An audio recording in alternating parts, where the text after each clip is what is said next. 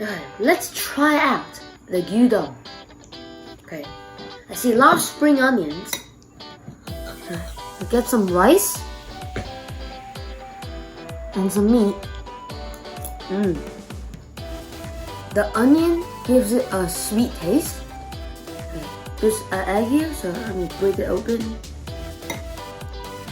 Get some of that on the rice.